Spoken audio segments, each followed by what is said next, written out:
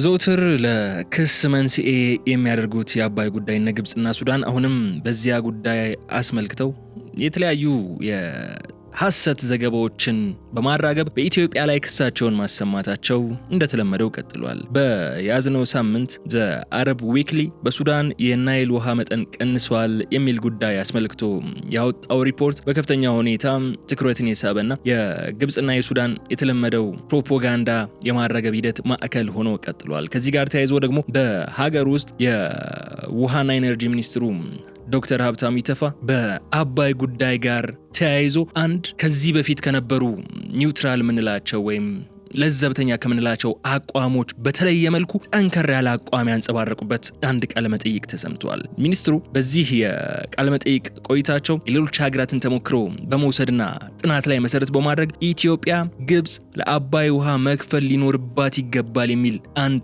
ነጥብ አንስቷል። ይህ እስካሁን ከነበሩ የኢትዮጵያ ስትራቴጂካዊ አካሄዶች አንጻር ስንመለከተው ወጣ ያለ ፕላስ ደግሞ ኢትዮጵያ እንደዚህ አይነት ጠንካራ አቋም መያዟ እነ ግብጽ እነ ሱዳን በተለይ በግብጽ የሚደገፉ ኃይሎች በቀይ ባህር ዙሪያ የሚያነሱት ጠንካራ የሆነውን አቋም ካውንተር ለማድረግ ቆንጆ አመጣጥ ይመስላልና ይህንንም ጉዳይ እናነሳዋለን። ተጨማሪ ግድቦች ይገነባሉ ስለማለታቸው ዶክተር ሀብታሙ ኢተፋ የውሃና ኢነርጂ ሚኒስትሩ ማለት ነው እሱም አንሳታቸውም ተሰምቷል። ከዚህ ቀደም በአንድ የፖድካስት ቆይታችን ላይ በአባይ ተፋሰስ ላይ እስከ 3 ድረስ ግድቦች ሊያሰራ የሚችል ጥናት ከዚህ ቀደም ተጠናቆ መቀመጡ የሚያሳዩ ሪፖርቶችን አቅርበንላችሁ ነበርና ዛሬም እነዚያን ጉዳዮች እያነሳን የውሃና ኢነርጂ ሚኒስትሩ ተጨማሪ ግድቦችን ሊገነቡ ይችላሉ ወይም ይገነባሉ የሚል አቋምን አንስተዋል። ለአባይ ውሃም ልትከፍሉ የምትችሉበት ሁኔታ ሊፈጠር ይችላል የሚልን ቁርጠኛ አቋምን አሰምተዋልና እነዚህን ጉዳዮች እያነሳን ቆይታ እናደርጋለን። አብራችሁን በመቆየት ዝርዝሩ እንድትካተሉ እንጋብዛችኋለሁ። ወደ ዋናው ጉዳያችን እንገባለን። የገበያ ሚዲያን ዩቲዩብ ገጽ ሰብስክራይብ አድርጉ፣ ቪዲዮውን ላይክ አድርጉ፣ ሀሳብ አስተያየታችሁን በኮሜንት መስጫው ላይ አስቀምጡልን። ከተከታታይ አጭር መሸጋገሪያ በኋላ ስንመለስ በዝርዝር ጉዳዮች ነው የሚሆነው። በድጋሚ መልካም ቆይታ። እውነተኛ ቅናሽ በእውነተኛ ቦታ ከእውነተኛ ግንባታ ጋር በመሃል ብስራተ ገብርኤል ከላፍቶ ሞል ጋር የተያዘ ዘመናዊ አፓርተማ ውስጥ መኖር እንዴት ምችት ሊል እንደሚችል አስባችሁታል? በተወዳጁ ሰፈር ላፍቶ ሞል ላይ ለኑሮ ምቹ እንዲሁም በመኖሪያ መንደር ውስጥ የመዋኛ ገንዳ፣ የህፃናት ዴይኬር፣ መዝናኛ፣ የገበያ ማዕከል እንዲሁም የውበት ሳሎኖች፣ ጂምና ስፓ ያካተተ ሲሆን ከባለ 1 መኝታ 89 ካሬ እስከ ባለ 3 መኝታ 248 ካሬ በተለያዩ ካሬ አማራጮች ከ1.5 ሚሊዮን ብር ቅድመ ክፍያ ጀምሮ ቀሪውን ያለምንም የዋጋ ጭማሪና ወለድ በግንባታው ሂደት ከፍለው የቤት ባለቤት የሚሆኑበትን አማራጭ ይዘንሎ መጥተናል። ያስታውሱ፣ ቀድሞ ለሚመጡ ውስን ደንበኞች ብቻ እስከ 30% የሚደርስ ታላቅ ቅናሽ አዘጋጅተናል። ለበለጠ መረጃና ለሳይት ቀጠሮ በ0926 712091 ወይም በ0952 117992 ፈጥነው ይደውሉልን። አማን ፕሮፐርቲስ። በሱዳን ውስጥ የአባይ ወንዝ ተፋሰስ ውስጥ የሚታየው የውሃ መጠን መቀነስ የኢትዮጵያው የህዳሴ ግድብ ተጠያቂ ሊሆን ይገባል ወይም የውሃ መጠኑ የቀነሰው በኢትዮጵያ የህዳሴ ግድብ ምክንያት ነው የሚል ጉዳይ ለና አረብ ዊክሊ የመሳሰሉ መገናኛ ብዙሃን ይዘው መውጣትን ጀምረዋል። ግን እውነታው ምንድነው የሚለውን ነገር ባጭሩ እናስቀምጠውና ዝርዝር ጉዳዮችን እናነሳለን። በሱዳን ግዛት ላይ ባለው የአባይ የወንዙ ተፋሰስ ውስጥ የሚታየው የውሃ መጠን መቀነስ ዋናው ምክንያት በምስራቅ አፍሪካ ያጋጠመው ተፈጥሯዊ የዝናብ መዛባትና የኤልኒኖ ተጽዕኖ እንጂ የኢትዮጵያ ታላቁ የህዳሴ ግድብ የውሃ ፍሰቱን በመግታቱ የመጣ አይደለም። ይህንን ያለምንም ጥርጥር ሊቀበሉት የሚገባ ጉዳይ ነው። ሱዳንም ሆነች ግብጽ ማለት ነው። ታላቁ የኢትዮጵያ የህዳሴ ግድብ ግንባታ ተጠናቆ የኤሌክትሪክ ማመንጨት በጀመረበትና የመጀመሪያው ዓመት በደማቅ ሁኔታ እያሳለፈ ባለበት በዚህ ወቅት በታችኞቹ ተፋሰስ ሀገራት በኩል የሚሰነዘሩት ክሶች ከሳይንሳዊ መረጃዎች ይልቅ በፖለቲካዊ ፍላጎቶች ላይ የተመሰረቱ መሆናቸውን መመልከት እንችላለን። በቅርቡ በሱዳን በኩል የሚስተዋለው የውሃ መጠን ዝቅ ማለት ከቀጥታም በሰሜን ምዕራብ ኢትዮጵያ ከተመዘገበው አነስተኛ የዝናብ መጠን ጋር የተያያዘ መሆኑ አሃዛዊ መረጃዎች ያረጋግጡልናል። ኢትዮጵያ ከአጠቃላይ 122 ቢሊዮን ሜትር ኪዩብ የውሃ ሀብቷ 68% ያህሉ የሚመነጨው በአባይ በባሮ አኮቦና በተከዜ ተፋሰሶች ቢሆንም የተፈጥሮ የዝናብ መጠንን ግን መቆጣጠር አትችልም። ፋክት ነው ይሄ። ወደ ህዳሴ ግድብ የሚገባው የውሃ መጠን ከተጠበቀው በታች በሆነበት ሁኔታ ደግሞ ከግድቡ የሚወጣው የውሃ መጠን መቀነሱ የውሃ ባላንስ ህግን የተከተለ እንጂ ሆን ተብሎ የሱዳን ወይም የግብጽን ጥቅም ለመጉዳት የተደረገ እርምጃ ለመሆኑ የውሃና ኢነርጂ ሚኒስቴር ቴክኒካዊ መረጃዎች ያመለክታሉ።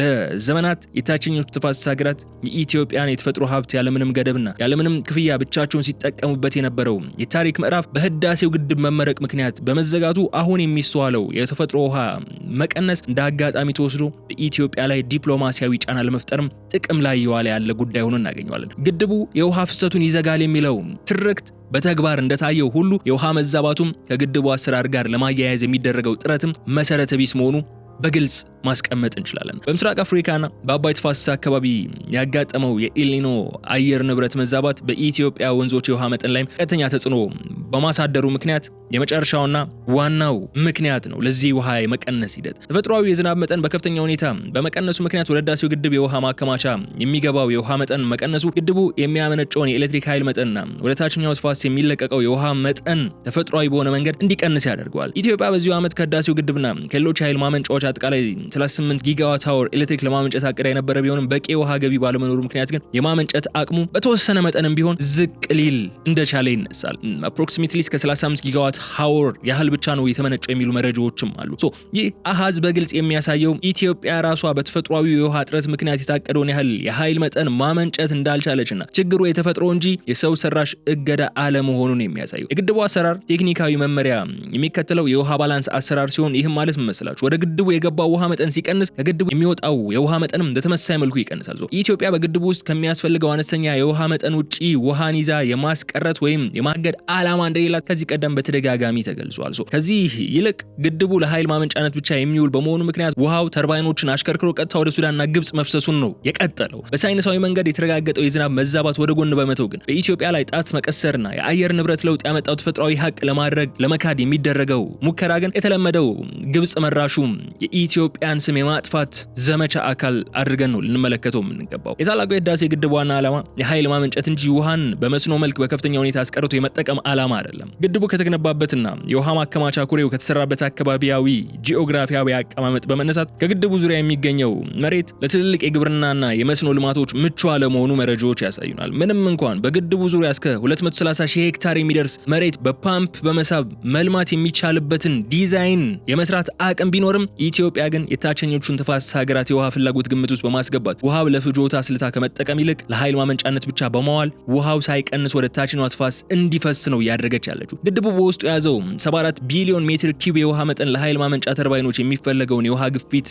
ለመጠበቅ የታሰበ እንጂ ይህንን የውሃ መጠን አንድ ከተሞላ በኋላ ተፈጥሯዊ የውሃ ፍሰት ሳያስተጓጉል የሚቀጥል ስለመሆኑ ወይም የሚያስተጓጉል አለመሆኑ መገንዘብ ይገባል። የግብጽ ወገኖች ኢትዮጵያ ትላልቅ ግድቦችን መገንባት አይገባትም፣ አነስተኛ ግድቦችን ብቻ በመገንባት የኃይል ፍላጎቷን ማሟላት ትችላለች የሚሉ ሞጋች ሐሳባዊ ቴክኒካዊ መሰረት የሌላቸው ሐሳቦች በተደጋጋሚ ያቀርባሉ። አነስተኛ ግድቦች የውሃ ማከማቸት አቅማቸው አነስተኛ በሆኑ በክረምት ወቅት የሚመጣውን ከፍተኛ ጎርፍ መቆጣጠርን አይችሉም። እንዲሁም ደግሞ በበጋ ወቅትም የኃይል ማመንጨት አቅማቸው በከፍተኛ ሁኔታ ነው የሚወርዱ። ስለዚህ ህዳሴው ግድብ በከፍተኛ ጥራትና ዓለም አቀፍ መስፈርቶችን በጠበቀ መልኩ መገንባቱ የኢትዮጵያን የኃይል ፍላጎት ከማሟላቱም በላይ በአጠቃላይ የተፋሰሱ ሀገራት የውሃ ፍሰት የሚያረጋግጥ ትልቅ የቴክኒክ ዋስትና ሆኖ ነው የሚያገለግለው። እዚህ ባሻገር ግን በካይሮ ባለስልጣናትና ሚዲያዎች በኩል የሚሰነዘሩት እነዚህ የተለመዱ ውንጀላዎች የግብጽን የውስጥ ፖለቲካዊ ጫና ለማቃለልና የህዝቡን ትኩረት ለማስቀየር የሚደረጉ ስትራቴጂካዊ እንቅስቃሴዎች እንጂ ሳይንሳዊ የውሃ እጥረት ስጋቶች አይደሉም። የግብጽ መንግስትና የፖለቲካ አመራሮች ለዘመናት የአባይን ወንዝ ጉዳይ ከሀገራዊ ደህንነትና ከህልውና ጋር በማያያዝ የገነቡት ትርክ በኢትዮጵያ ቁርጠኝነትና በህዳሴው ግድብ እውን መሆን ምክንያት ሙሉ በሙሉ ተሰብረዋል።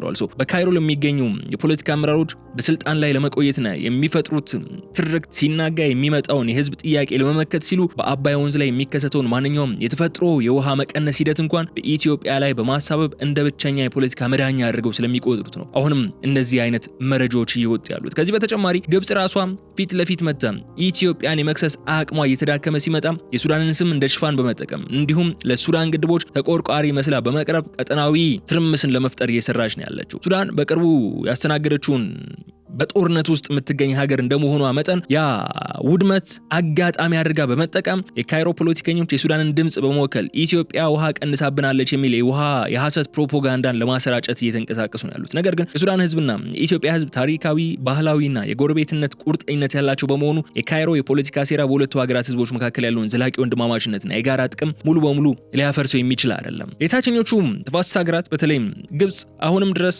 በ1929ና በ1959 በቀኝ አገዛዝ ዘመን በተደረጉ ፍትሃዊ ያልሆኑ የውሃ ክፍፍል ውሎች ለመመራት የሚደረገው ጥረት በኢትዮጵያና በሌሎች የላይኛው ተፋሰስ ሀገራት ዘንድ ፈጽሞ ተቀባይነት የሌለው ጉዳይ ነው።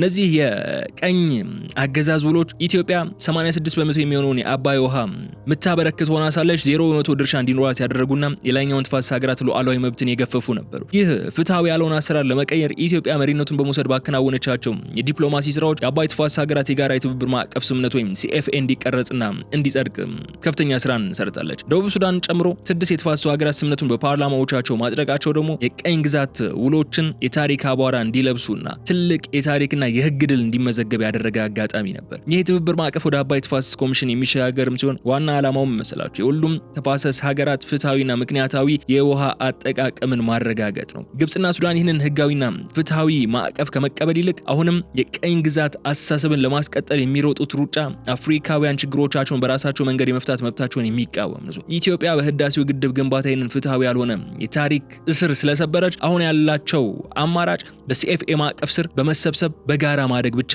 የሚል ሆኗል። ታላቁ የኢትዮጵያ ህዳሴ ግድብ ለታችኞቹ ተፋሰስ ሀገራት በተለይ ለሱዳን ያቀረበው ዘላቂ ጥቅም በካይሮ ሚዲያዎች ከሚነዛው የሐሰት ስጋት ጋር ሲነጻጸር እጅግ የጎላና ተጨባጭ ሆኖ ነው የምናገኘው። ባለፉት በርካታ አስርተ ዓመታት ሱዳን በክረምት ወቅት በሚመጣ ከፍተኛ ጎርፍ ምክንያት በሺዎች የሚቆጠሩ ዜጎቿ ይሞቱ፣ ንብረቶች ይወድሙና እጅግ ሰፊ የግብርና መሬቶች በውሃ ይሸፈኑ ነበር። ይህ ሀቅ በዓለም አቀፍ ሚዲያዎች በሰፊው ሲዘገብ የቆየ አደጋ ነበር። ነገር ግን የህዳሴው ግድብ ውሃ መያዝና ማመጣጠን ከጀመረበት ባለፉት 4 ዓመታት ውስጥ ወይም ከዛ ጊዜ በኋላ በሱዳን የሚከሰቱ የጎርፍ አደጋዎች እንዲቀንሱ በማድረግ ረገድ የኢትዮጵያ ህዳሴ ግድብ ለሱዳን ትልቅ የደህንነት ከለላን መስጠቱ ያሳያል። ከጎርፍ መከላከል በተጨማሪ ግድቡ ከኢትዮጵያ ተራራማ ቦታዎች ተሸርሽሮ የሚሄደውን ከፍተኛ መጠን ያለው ደለል በግድቡ ማከማቻ ውስጥ በማስቀረት የሱዳን ግድቦች በደለል እንዳይሞሉና የውሃ ማከማቸት አቅማቸው እንዳይቀንስም በማድረግ የራሱን ሚና ተጫውቷል። ይህ ማለት ሱዳን በየዓመቱ ለግድቦቿ ደለል ማጽጃ ታወጣ የነበረውን $1 ሚሊዮን እንድታተርፍ አድርጓታል። ከዚህም በላይ ግድቡ በበጋ ወቅት ወጥ የሆነ የውሃ ፍሰት እንዲኖር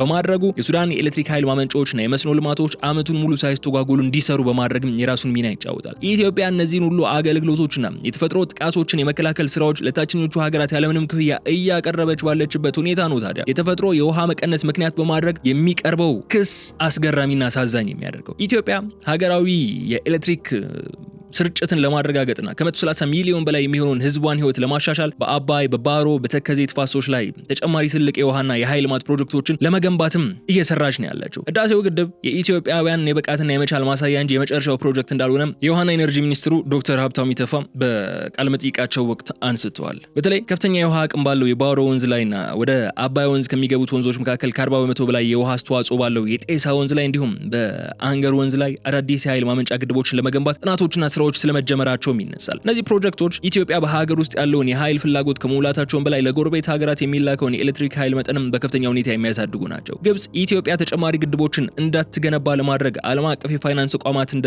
ዓለም ባንክና የአፍሪካ ልማት ባንክ ያሉ አካላት ለኢትዮጵያ ብድር እንዳይሰጡ የምታደርገውን የኢኮኖሚ ገዳ ስትራቴጂ በህዳሴው ግድብ ወቅት አንዴ ተሰብሯል። ኢትዮጵያውያን በራሳቸው አቅም በራሳቸው ላብና ደም ህዳሴውን ግድብ እንደገነቡት ሁሉ ቀጣዮቹንም ግድቦች በሀገር ውስጥ አቅምና በተለዋጭ የፋይናንስ አማራጮች የመገንባት ስትራቴጂካዊ ቁርጠኝነት የሚያሳይ ነው። ይህ ልማት ጉዞ ደግሞ በምንም አይነት የውጭ አካል ጫናና ማሸማቀቅ የሚቆም አይደለም። ከዚህ ባሻገር በዓለም አቀፍ የሃይድሮ ዲፕሎማሲ መድረክ ላይ የሚስተዋለው የግብጽ ድብልቅ የሆነ አቋም በቅርቡ ታዋቂው አሜሪካዊ ዲፕሎማት አምባሳደር ቲቦር ናጊ በሰጡት አስተያየት አማካኝነትም ግልጽና ቁልጭ ብሎ ወጥቷል። ግብጽ በቀይ ባህር ጉዳይ ላይ የቀይ ባህር ጥበቃና ባለቤትነት የሚመለከተው የባህር ዳርቻ ላላቸው ሀገራት ወይም ሊትራል ስቴትስ ብቻ ነው በማለት ኢትዮጵያን ለማግለል የምትከተለው መርህ በአባይ ወንዝ ላይ ስትደርስ ግን በሙሉ በመገልበጥ የአባይ ወንዝ ጉዳይ ሁሉም የታችኛው ተፋሰስ ሀገራት ነው የሚል ድርብ መስፈርትን ደብል ስታንዳርዲዝምን ታንጸባርቃለች። ኢትዮጵያ 86% የሚሆነውን የአባይ ውሃ ታቀርባለች፣ ታበረክታለች። ግን ይህ ሆና ሳለች በወንዙ ላይ የማዘዝና የመጠቀም መብት የላትም የሚለው የካይሮ የማይገባ ሎጂክ ግብጽ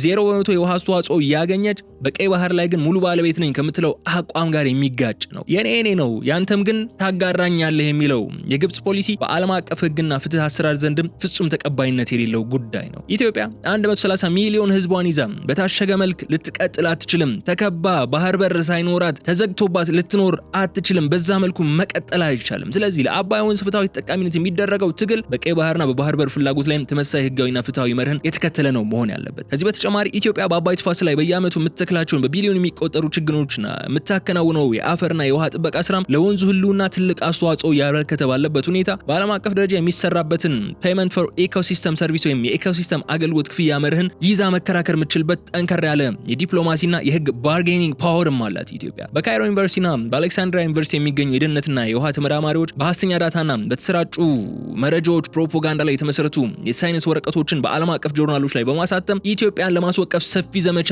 ያካሂዳሉ። ምንም እንኳን ኢትዮጵያ ለወንዙ ቀጣይነት ብሎም ለተፋሰሱ ሀገራቱ ጠቃሚ የሆኑ ስራዎችን ብትሰራም በካይሮና በአሌክሳንድሪያ ዩኒቨርሲቲ የሚገኙ የግብጽ ተመራማሪዎችና የደህንነት ሰዎች ግን ኢትዮጵያን ለማስወቀስ ሰፊ ዘመቻውን ማካሄዳቸውን ቀጥሎበታል። ለምሳሌ በቅርቡ በአሜሪካ በሚገኝ አንድ የአካዳሚክ ጆርናል ላይ የህዳሴው ግድብ የኮርቻ ግድብ ወይም ሳድል ዳም አደጋ ላይ ነው የሚል ሙሉ በሙሉ የተፈበረከና በሐሰተኛ ሞዴሎች ላይ የተመሰረተ ጥናት በግብጻውያን ተመራማሪዎች ተዘጋጅቶ ታትሞ ይወጣ ነበር። ያ ቢሆንም ግን የኢትዮጵያ የግድብ ባለሙያዎች ኮሚቴ ፈጣን የቴክኒክ ምላሽ በመስጠት ጆርናሉና ዩኒቨርሲቲውን ሐሰተኝነቱን እንዲረዱ በማድረግ አክሽፎታል። ሆኖም ግን ይሄ የኢትዮጵያ ባለሙያዎች እንቅስቃሴ ሆኖም ከተሰነዘረው የሐሰት ዘመቻ ስፋት አንጻር በቂ አይደለም ብሎ ማንሳት ይቻላል። በባህር ዳር፣ በአርባ ምንጭ፣ በአዲስ አበባና በአለማያ ዩኒቨርሲቲዎች የሚገኙ የኢትዮጵያ ተመራማሪዎች፣ አካዳሚክስና የውጭ ጉዳይ ባለሙያዎች ከፖለቲካ ልዩነት ወጥተው የሀገሪቱን ብሔራዊ ጥቅም የሚያስከብሩ ሳይንሳዊ ምርምሮችን በዓለም አቀፍ ደረጃ በሰፊው በማሳተም የግብጽን የሐሰት ፕሮፓጋንዳዎችና የኢትዮጵያን በጎ ገጽታ ጥላሸት የመቀባቱን ሂደት ማክሸፍ ይኖርባቸዋል። ከዚህ ጋር ተያይዞ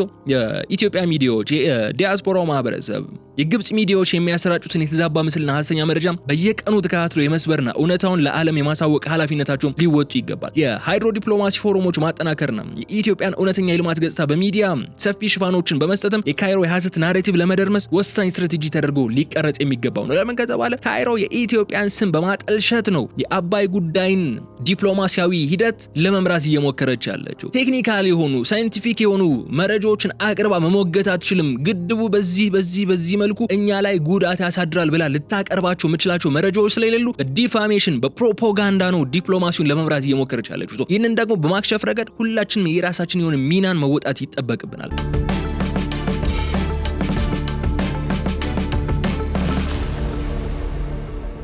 ከዚህ ባሻገር የኢትዮጵያ ታላቁ የህዳሴ ግድብ እውን መሆንና ለአንድ ዓመት ያህል ኦልሞስት አንድ ዓመት ሊሞላው ነው አይደለም፣ ጳጉሜ ላይ ነበር የተመረቀው። አሁን ሐምሌ ወደ ማገባደድ ላይ ደርሰናል። በዚህ አንድ ዓመት ሂደት ላይ ኃይል ማመንጨቱ የሀገሪቱን ወደፊት ልማት መስመርና ዲፕሎማሲ የበላይነት ያረጋገጠ ትልቅ ታሪካዊ ክስተት ተደርጎ ሊቀመጥ የሚችል ነው። በሱዳንም ሆነ በሌሎች አካባቢዎች ለሚያጋጥሙ የተፈጥሮ የውሃ መዛባቶች ኢትዮጵያን መክሰስ ወይም በኢትዮጵያ የማሳበብ ጥረቶች የኢትዮጵያ የልማት ጉዞ ሊያስተጓጉሉት አይችሉም። መንግስታትና አመራሮች ቢቀያየሩም የአባይ ወንዝ ፍትሃዊ ተጠቃሚነትና የታላቁ የኢትዮጵያ ህዳሴ ግድብ ህልውና የኢትዮጵያውያን ዘላቂ ህልውናና የወደፊት መጪው ትውልድ መብት ማረጋገጫ ሆኖ ነው የሚቀጥሉ። ኢትዮጵያ ለአካባቢው ሀገራት የምታቀርበው የንጹህ ውሃ ፍጆታ ለጅቡቲ እንዲሁም ኤሌክትሪክ ኃይል ሽያጭ ደግሞ ኬንያ፣ ጅቡቲ ወደፊትም ሌሎች ሀገራትንም ያጠቃልላል የሚባለው መስመር ኢትዮጵያን የመበልጸግ መርህ የሚያሳዩ ናቸው። አጠናክራ የምትገፋባቸው እንጂ በግብጽ የሐሰት ክሶች የሚስተጓጎሉ አለመሆናቸው ማንሳት እንችላለን። ታችኞቹ ተፋሰስ ሀገራትም በተለይ ግብጽም ከዛቻና ከሐሰተኛ ውንጀላዎች በመውጣት ኢትዮጵያ ያቀረበችውን የጋራ ጠቃሚነት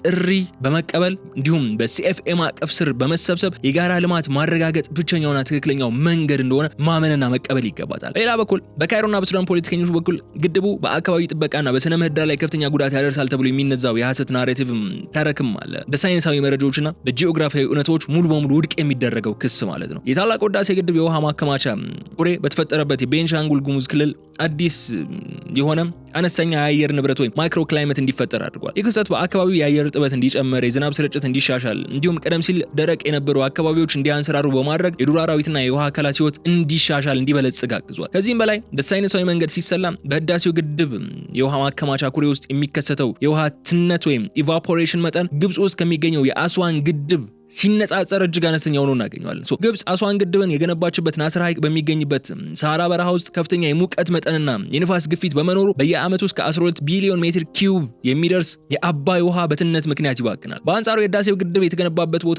ተራራማ፣ ጥልቅ ሸለቆ ያለበትና በአንጻራዊነት ቀዝቃዛ ሊባል የሚችል የአየር ንብረት ያለው በመሆኑ የሚባክነው የውሃ መጠን እጅግ አነስተኛ ይሆናል። ስለሆነም ነው ውሃ በትነት ከሚባክንበት በረሃ አካባቢ ይልቅ በተራራማው የኢትዮጵያ ክፍል አከማችቶ ማቆየት ለአጠቃላይ የተፋሰሱ ሀገራት ትልቅ የውሃ ቁጠባ ድልን የሚያስመዘግብ ነው። ኢትዮጵያን ሊያስከስስ የሚገባ ጉዳይ ሳይሆን ሊያስመዘግን የሚገባ ጉዳይ ነው። ኢትዮጵያንን የተፈጥሮ አቀማመጥ ኮምፒቲቲቭ አድቫንቴጅ ይሰጣታልና እሱን በመጠቀም የተፋሰሱን የውሃ ህልውና እንዲጠበቅ ማድረጓን የታችኞቹ ተፋሰስ ሀገራት የፖለቲካ ፍላጎታቸውን ወደ ጎን በማድረግ በሳይንሳዊ መንገድ ሊቀበሉትና ኢትዮጵያም ለዚህ ሊያመሰግኗት የሚገባ እውነታን ያዘችው። ከዚህ ባሻገር የሱዳን የሮሴርስና የሰናድር ግድቦች በአነስተኛ የውሃ ማከማቸት አቅማቸውና ለከፍተኛ ደለል የተጋለጡ በመሆናቸው ምክንያት አመቱን ሙሉ በሙሉ አቅማቸው ኤሌክትሪክ ማመንጨት አይችሉም ነበር። ቀደም ሲል በክረምት ወቅት የኢትዮጵያ ተራሮች በከፍተኛ ፍጥነት የሚወርደው ቁጥጥር ያልተደረገበት የውሃና የደለል ጎርፍ የሱዳን ግድቦች ተርባይኖችን የመድፈን የውሃ ማከማቻ ኩሬዎችን በደለል የመሙላት እንዲሁም የመዋቅር አደጋን የመደቀን አቅም ነበረው። የሱዳን ግድብ መሐንዲሶች በየአመቱ በክረምት ወራት ከፍተኛ የስጋትና የጭንቀት ሁኔታ ውስጥ ይገቡም የነበሩበት እውነታን ይላሉ።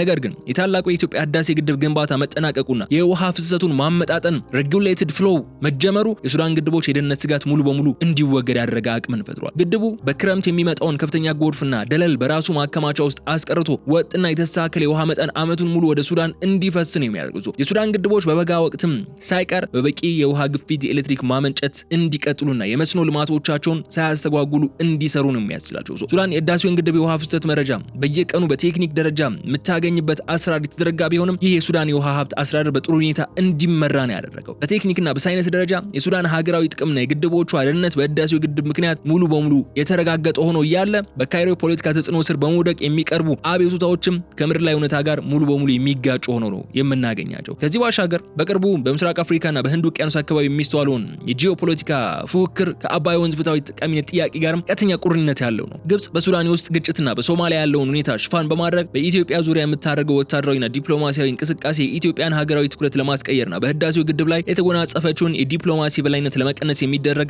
የተስፋ መቁረጥ ስትራቴጂ አካል ነው። ሆኖም ኢትዮጵያ በምስራቅ አፍሪካ የምትጫወተው የጸጥታ የሰላም ማስከበርና የቀጠናዊ ትስስር ሚና ማንም ሊተካው የማይችለው ሀቅ ሆኖ ነው የምናገኘው። በምስራቅ አፍሪካ ህዝቦች ዘላቂ ደህንነትና የኢኮኖሚ እድገት ያለ ኢትዮጵያ ንቁ ተሳትፎ ሊረጋገጥ አይችልም። የታላቁ ህዳሴ ግድብ የሚያመነጨው የኤሌክትሪክ ኃይል ታዳሽ የኤሌክትሪክ ኃይል የቀጠናውን የኢንዱስትሪና የኢኮኖሚ ትስስር ወይም ሪጂናል ኢንተግሬሽን ዋና ሞተር በመሆኑ የካይሮ ባለስልጣናት የሚያካሂዱት ወታደራዊና የፕሮፓጋንዳ እንቅስቃሴ የቀጠናውን ልማት ከመበጥበጥ ውጪ ምንም የሚያስገኘው የፖለቲካ ጥቅም የለም። ኢትዮጵያ በቀይ ባህርና በኤደን ባህረ ሰላጤ አካባቢ ያላትን ፍላጎትና የታላቁ የኢትዮጵያ ህዳሴ ግድብ ህልውና የዚሁ የቀጠናው የበላይነትና የህይወት ዋስትና አካላት ናቸው። ኢትዮጵያ የውስጥ አንድነቷን በማጠናከርና በቀጠናው ከሚገኙ ወንድም ሀገራት ጋር አጋርነቷን በማስፋት የካይሮን የማደናቀፍ ፖሊሲ በመመከት የቀጠናውን የልማትና የሰላም ባለቤትነቷን አጽንታ መቀጠሏ የሚቀር ጉዳይ አይደለም። ኢትዮጵያ በህዳሴው ግድብና በሌሎች ሃይድሮኤሌክትሪክ ማመንጫዎች የምታመርተውን ንጹህና በርካሽ ዋጋ የሚቀርብ ኤሌክትሪክ ለጎረቤት ሀገራት በማቅረብ የምስራቅ አፍሪካን የኢኮኖሚ መዋቅር በመሰረታዊነት እየቀየረችው ትገኛለች። በአሁኑ ወቅት ሱዳን ጨምሮ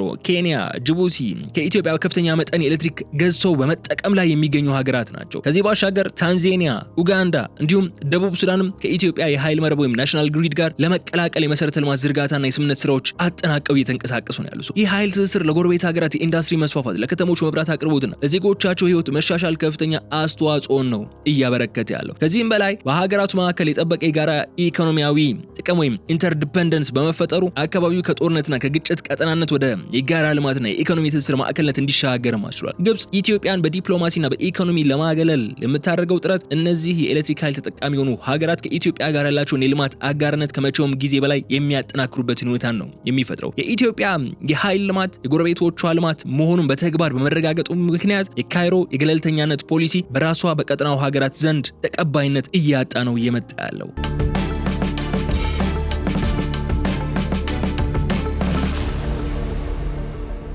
ኢትዮጵያ ባለፉት ጥቂት ዓመታት በየዓመቱ የምታካሂደው የአረንጓዴ አሻራ መርሃ ግብርም በ10 ቢሊዮኖች ሊቆጠሩ የሚችሉ ችግኞችን በመትከል የተፋሰሱ የተፈጥሮ ሚዛን ከመጠበቁም በላይ የአባይ ወንዝ የውሃ መጠን እንዳይነጥፍና አፈሩ በጎርፍ ተሸርሽሮ እንዳይሄድ ትልቅ ታሪካዊ ስራ እያከናወነች ነው የምትገኘው። ይህ የኢትዮጵያ እንቅስቃሴ ለዓለም አቀፉ የአየር ንብረት ለውጥ ምላሽ ወይም ክላይሜት አክሽንና ለካርቦን ልቀት መቀነስ እጅግ የጎላ አስተዋጽኦ እያበረከተ ነው የሚገኝ ጉዳይም ነው። ኢትዮጵያ በቢሊዮን የሚቆጠሩ ሀገራዊ ሀብቷና የህዝቧን ጉልበት አስተባብራ የተፋሰሱን የተፈጥሮ አካባቢና አጠቃላይ ከባቢ አየሩን የሚጠብቅ ስራን ስትሰራ የውሃው ተጠቃሚ የሆኑት የታችኞቹ ሀገራት ግን ለዚህ አፈርና የውሃ ጥበቃ ስራ ምንም አይነት የፋይናንስ ሆነ የቴክኒክ አስተዋጽኦ ሲያደርጉ አልተመለከትንም። በዓለም አቀፍ የአየር ንብረት ህግና የአካባቢ ጥበቃ መርሆች መሰረት ኢትዮጵያ የምታከናውነው ይህ ስራ ፔመንት ፎር ኢኮሲስተም ሰርቪስስ ወይም የኢኮሲስተም አገልግሎት ክፍያና የካርቦን ክሬዲት ካሳ የማግኘት ሙሉ ህጋዊና አህጉራዊ መብትን ያስገኝላታል። ኢትዮጵያ ይህንን ህጋዊ መብቷን በዓለም አቀፍ የተባበሩት መንግስታት የአየር ንብረት ጉባኤዎች ወይም ቲኦፒና በዲፕሎማሲያዊ መድረኮች ላይ በጥብቅ መከራከሪያነት አድርጋ ልትጠቀምበትም የሚገባ ጉዳይ መሆኑ ማንሳት አለብን። ግብጽና ሱዳን የውሃውን ባለቤትነት ብቻ የሚጠይቁ ከሆነ ለወንዙ ህልውናና ለአካባቢ ጥበቃ የሚወጣውን ወጪ የመጋራት ግዴታ እንዳለባቸው ማስገንዘብ የካይሮን የነጻ ተጠቃሚነት ወይም ፍሪ ራይድ ነው የምፈልገው ሁሌ የሚለውን ናሬቲቭ የሚያፈርስ ሌላኛው ስትራቴጂካዊ መሳሪያ ተደርጎም አገልግሎት ላይ ሊውል የሚገባው ነው። በአባይ ወንዝና በህዳሴው ግድብ ላይ የሚደረገው ፍልሚያ በመሬት ላይ ባለው የሲቪል ኢንጂነሪንግ ስራ ብቻ የተገደበ ብቻ ግን አይደለም። በዲጂታል ሚዲያ፣ በዓለም አቀፍ የዜና ማዕከላትና በሶሻል ሚዲያ ዓለምም ጭምር የሚካሄድ የናሬቲቭ ውጊያ ነው የሆነው። የግብጽ መንግስትና የግል ሚዲያዎች፣ የምርምር ተቋማትና የደህንነት አካላት በአረብኛ፣ በእንግሊዝኛ፣ በፈረንሳይኛና ሌሎች ቋንቋዎችን በመጠቀም የተቀናጀ የሐሰት መረጃ ወይም ዲስኢንፎርሜሽን ዘመቻን በመክፈት ለዓለም አቀፉ ማህበረሰብና ለአረብ ዓለም ያሰራጫሉ። ኢትዮጵያ ይህንን የትረካ የበላይነት ለመስበር ወይም የናሬቲቭ አፐር ሃንድን በመስበር እውነተኛውን ሳይንሳዊ መረጃ ለዓለም ለማድረስ የራሷ የሆኑ የዲጂታል ዲፕሎማሲና የመገናኛ ብዙሃን አቅምን በከፍተኛ ሁኔታ አሳድጋ ለመስራት እየሞከረች ትገኛለች። በተለይ በጋዜጠኝነት፣ በዲፕሎማሲና በዲጂታል ኮሚኒኬሽን ላይ የተሰማሩ ኢትዮጵያውያን እውነታው በአረብኛ ቋንቋ ጭምር ለአረቡ ዓለም ህዝብና ህብረተሰብ ማድረስ መቻላቸው ምን አይነት ለውጥ ሲያመጣ እንደነበረ ከዚህ ቀደም ተመልክተናልና እንደዚያ መሰል አሰራሮች አሁንም ተጠናክረው ሊቀጥሉ የሚገባቸው ናቸው። ከዚህ ባሻገር በዘመናዊው 21ኛው ክፍለ ዘመን የውሃ ፍሰትን፣ የግድቦችን የውሃ ይዘትና የመሬት ገጽታ ለውጦችን በሳተላይት ቴክኖሎጂና በሩቅ ዳሰሳ ወይም ሪሞት ሴንሲንግ መከታተል የተለመደና ቀላል አሰራር ሆኖ ያለበት ጊዜ ላይ ነው። የካይሮ ፖለቲከኞች በዓለም አቀፍ መድረክ ላይ በመቅረብ ኢትዮጵያ መረጃ ደበቀችኝ፣ በድብቅ ውሃ ያዘችብኝ ወይም የውሃ ፍሰቱን ዘጋች እያሉ የሚያቀርቡትን ክስ በዓለም አቀፍ የሳተላይት መረጃዎች በሚወጡ እውነታዎች ፊት ወዲያውኑ ውሸት መሆኑና ዋጋ የሚያጣ ጉዳይ ስለመሆኑ እየተረጋገጠ ያለ ጉዳይ ነው። ዓለም አቀፍ የውሃ ተመራማሪዎች የናሳና የአውሮፓ ህብረት የሳተላይት መረጃዎች የህዳሴውን ግድብ የውሃ መጠንና ወደ ታችኛው ተፋሰስ የሚለቀቀውን የውሃ ፍሰት መጠን በየቀኑ በግልጽ መከታተል ይችላሉ። እነዚህ ገለልተኛ የሳተላይት መረጃዎች በግልጽ እንደሚያሳዩት ከሆነ ኢትዮጵያ የውሃ ባላንስ ህግን ጠብቃ ውሃውን ለኃይል ማመንጫነት ከተጠቀመች በኋላ ቀጥታ ወደ ሱዳንና ግብጽ እንዲፈስ ማድረጉን ቀጥላለች። ኢትዮጵያ የምትከተለው ሳይንሳዊ ክፍትና በቴክኖሎጂ የተደገፈ የመረጃ አያያዝ የካይሮን የፖለቲካ ወንጀላ ባዶ የሚያስቀር የቴክኖሎጂ ዋስትና ነው ሆኖ የምናገኘው። ኢትዮጵያ እነዚህን የሳተላይትና የሃይድሮሎጂካል መረጃዎች በቋሚነት በዓለም አቀፍ ጆርናሎችና በተለያዩ ድረገጾች ላይ በስፋት በማሳተምና ይፋ በማድረግም የግብጽን የሐሰት የፕሮፓጋንዳ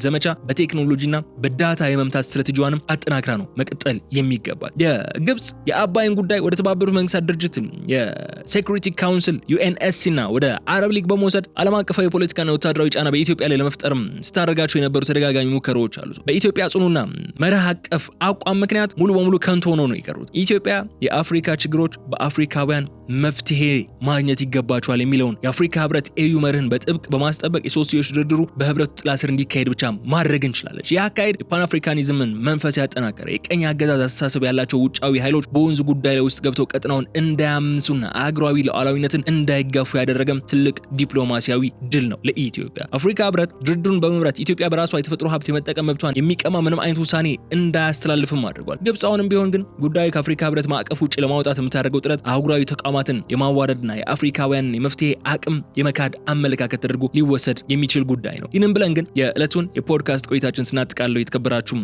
የገበያ ሚዲያ ተከታታዮቻችን የታላቁ ህዳሴ ግድብ ተጠናቆ ያለፈው አንድ ዓመት ስኬታማ የሚባል ጊዜ ማሳለፉ ሙሉ በሙሉ ኃይል ማመንጨት መቻሉ ለኢትዮጵያ ኢንዱስትሪ እድገት ብቻ ሳይሆን ለሀገሪቱ የምግብ ዋስትና መረጋገጥ፣ ለግብርና ክፍለ ኢኮኖሚ መዘመን ቀጥተኛና ዘላቂ አስተዋጽኦ ያለው ግድብ ነው። ግድቡ የሚያመነጨው በርካሽ ዋጋ የሚቀርበው የኤሌክትሪክ ኃይል ሀገሪቱ በሰፊው የጀመረችውን የመስኖ የግብርና እንዲሁም የከርሰ ምድር ውሃን በኤሌክትሪክ ፓምፖች የማውጣት የማልማት ስራን በከፍተኛ ሁኔታ የሚያፋጥን ሆኖ እናገኘዋለን። በተለይም ባለፉት ጥቂት ዓመታት በኢትዮጵያ የተመዘገበው የበጋ ስንዴ ልማት አብዮትና የመስኖ ልማቶች በህዳሴው ግድብ በሚገኘው አስተማማኝ ኃይል ሰፊ የኢንዱስትሪና የግብርና መካናይዜሽንም ሽፋን ያገኛል። ይህም ሀገሪቱ የምግብ እህሎችን ከውጭ ሀገር ለማስገባት የምትወጣውን በቢሊዮን የሚቆጠር የውጭ ምንዛሬ እንድታድን እንድታስቀርና ለውጭ ገበያ ምርቶችን ለማቅረብ ጉዞዋን የምትጀምርበት ያደርገዋል። ኢትዮጵያ በምግብ አቅርቦትና በኃይል ራሷን ሙሉ በሙሉ ስትችል በውጭ ሀገራትና በካይሮ ዲፕሎማቶች በኩል የሚሰነዘሩባትን የኢኮኖሚ ተጽዕኖዎችና የፖለቲካ ማዕቀቦች የመቋቋም ሀገራዊ አቅም ሬዚላንስ በከፍተኛ ሁኔታ ታጎለብታለች። የህዳሴው ግድብም የሀገሪቱ የኢኮኖሚ ነጻነትን የሚያረጋግጥ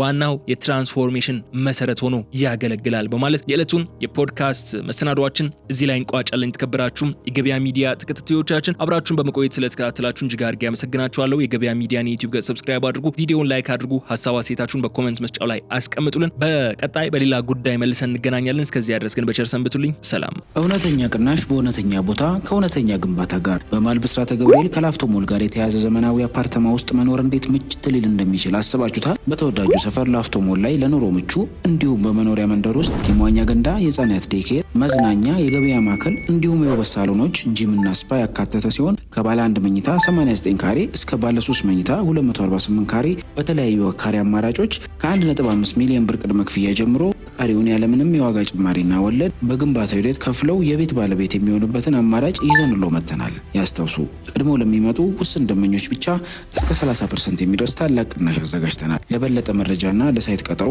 በ0926 712091 ወይም በ0952 117992 ፈጥነው ይደውሉልን። አማን ፕሮፐርቲስ